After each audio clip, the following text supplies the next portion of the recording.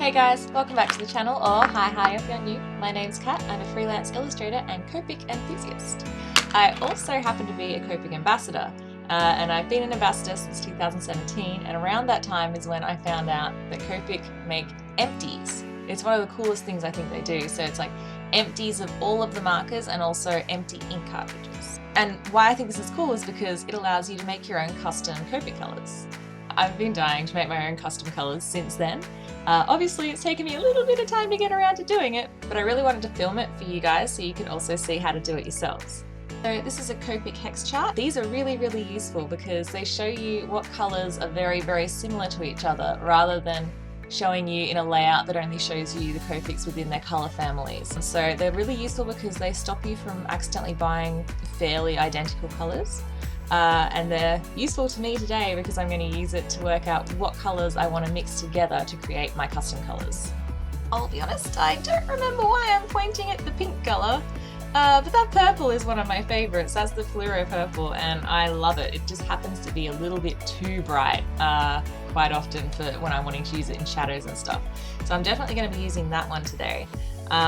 But I also I just want to make one that's a little bit more muted than that. I do like a lot of the pink purples that they have, but I feel like there needs to be one with a bit more blue in it that's a little bit more saturated than what they offer. I'm also going to be using some Express-It blending card today, which is what I usually use for my Copic work.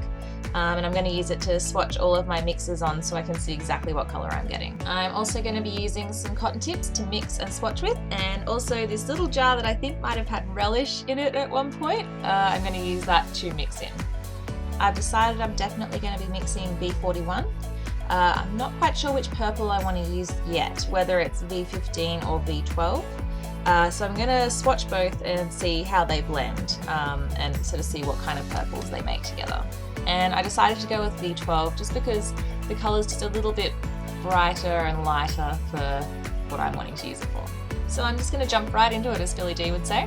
Definitely making sure I count how many drops of each colour I'm putting into the mix, because if I ever want to make this again and refill my marker, I need to know the recipe to create the exact colour. As I go, I'm going to keep checking against the hex chart to make sure I haven't accidentally made a colour that already exists. And I'm just going to keep swatching and then adding a little bit of each until I reach the colour that I'm really looking for. So I'm pretty close to the colour that I want. So now I'm just going to start adding really large amounts of the ink in. As you can see on the side of the ink bottles, there's actually a measurement marker, so it makes it really easy to keep track of how much of each colour you're putting in for your recipe later. So I'm going based vaguely on how many drops I counted of each colour in the mixture. I sort of know how much to sort of blow it up to for a larger amount, and then I'm just making sure to check it against that measurement so I know later if I want to make it again. At this point it occurred to me that I might want to add like a slightly greener blue and maybe a little bit lighter. So I'm going to add B000 and see if that does anything that I like. So I'm liking where we're going. Now I'm just going to add some of the blender ink, which isn't really ink at all. It's literally just alcohol. It's very close to like a rubbing alcohol mixture, slightly different but pretty much identical. And I'm just adding this to lighten up the colour in general.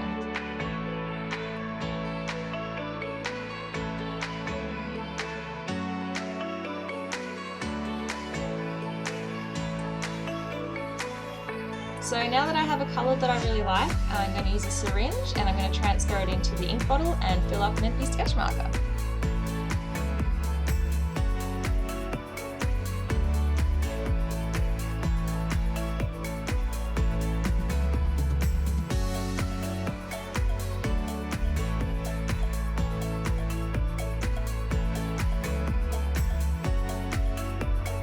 And now I'm going to make a couple more colours, which is exactly the same process as the first one, so I'm just going to speed these up so we can see the final product.